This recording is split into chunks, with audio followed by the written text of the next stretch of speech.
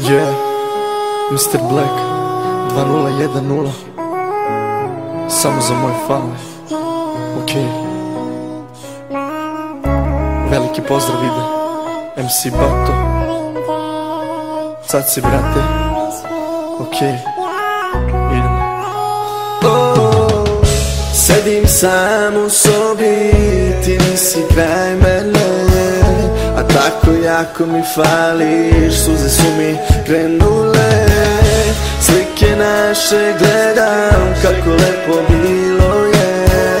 Ne mogu noću da zaspim, stalno mislim na tebe. Ponekad se bojim da ne ostanem sam, drugi život više nemam, moj si jedini život uzela.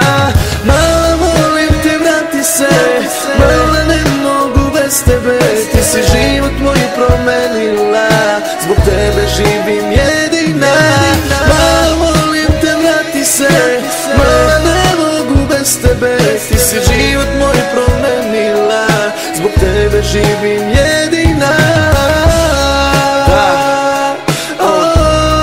Mala, volim te. Slušaj, kaže ovako.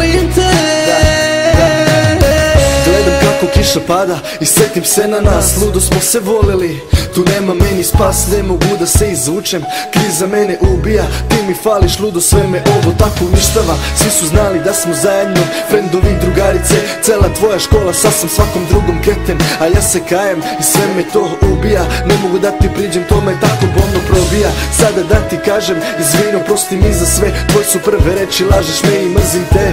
Sada mi je alkohol pri ruci svaki minut, pokušavam da shvatim zašto sam te lagao. Kad evo danas tako bedno propao i prodao, ja kretin ispao, al kasno je da imam još jedan minut svog života, bi ga tebi dao da shvatiš koliko te volim. Yeah. Mala, molim te, vrati se, mala,